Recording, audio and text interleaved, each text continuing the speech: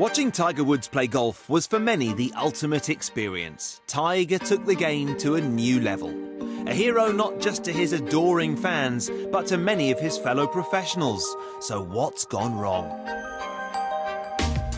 I don't see any other way out of what he did. I mean, his game was so shocking in Phoenix, and then even more shocking in Torrey Pines because it was Torrey Pines, and it's a happy place, and normally a happy place for him. So to compound it with that, you're thinking this guy is so lost right now.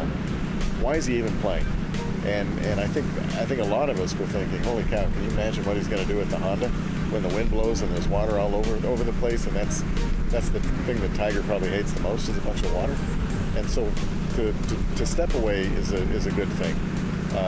To say what he did, that my game's not good, and I'm tired of it, and I'm not going to play again until I'm ready to compete, was a smart thing. It just opened up the question, how long is that going to be? He probably doesn't know, but when you're Tiger and you're telling that to a press that's not really sure what to make of what he says anyway, when he says, I'm not coming back till I'm ready, it's just opened up, or it's created this vacuum of speculation. Is it Bay Hill? Is he going to miss the Masters? Is he going to take the year off? And is he done forever? And so that part gets a little bit annoying, to be honest with you, because we'll wait and see. He never said indefinite break, and it was a poor choice of words, I think, for journalists to say he's taking an indefinite break, because the last time we heard that word was Dustin Johnson, and the two aren't related. So it's going to be one of those things that when he does come back, then you will look backwards and say, okay, it was a break, or he just took a week off or whatever. This is how spoiled we are from Tiger, and maybe how Tiger was spoiled himself. He's never gone through failure like he's going through right now on the golf course, and we've never seen it. So everyone's like, man, what is going on? This dude. But the funny thing is, if you talk to the other 155 dudes that are out every week, guess what they've all gone through? Exactly what Tiger's going through right now. So to see a guy that we've seen do things no one else has done in the game before now go through what normal human golfers go through is almost confusing. And it might be for him too. Without doubt, the game is missing a certain something with Tiger off the scene, although there are other players that still capture the imagination. There's good stuff going on right now. There's a generational shift that's maybe the best we've seen in a long, long time. We've got one kid from Northern Ireland who's doing pretty good at the moment. You've got a German who just destroyed the U.S. Open last year at Pinehurst. And you've got these new kids. You've got Spieth, and you've got Brooks Koepka. I think was turning heads last year, even before he won in Turkey, he was turning heads.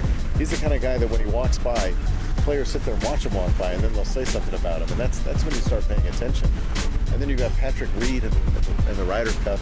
And there's so many good players, and they're fearless. And Tiger's the one that trained them, by the way. I mean, they grew up watching this guy saying, I'm going to destroy this field. And that's their mentality, and they've brought it out, and it's harder than ever, and it's good, and it's time for everyone else to at least try to figure out what their names are, and then maybe pay attention to the golf. Tiger was often called the next Jack. Now they ask who's the next Tiger, but should they? There was no such thing as the next Jack, because Tiger went to another level. There's only the first Tiger. There was only one Jack. There was only one Bobby Jones. There was only one Hogan, one Snead. There was no next. It's a cute thing for people to say in the media and kind of, hey, who's the next guy? Who's the first Bob? Who's the first Bill? There's man, who's gonna be Leroy this year? I don't know. So that's where people will look at Rory and say, is he the next Tiger? But there's no such thing as the next whoever it was. It's been painful watching Tiger's struggles in recent weeks, but as we've seen in the past, he is able to battle through adversity and injury. I want to see Tiger Woods at 100% healthy, which I still don't believe we have seen yet.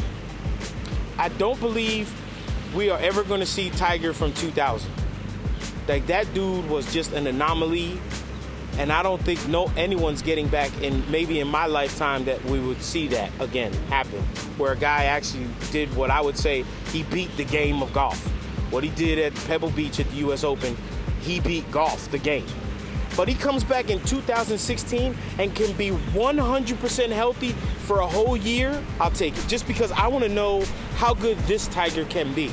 And right now, we're never going to know that unless he takes enough time to become 100% healthy for a season, not for a round or 2 rounds or 2 weeks or 3 weeks and then be hurt again. Nah, one full healthy Tiger for a year. Call me greedy, but I want to see that. I want to see that Tiger against Rory. I want to see that Tiger against Ricky, against Bubba, against all these other dudes that can be 100%. How does this Tiger stack up against them? How indeed. Only time will tell if Tiger can make it back.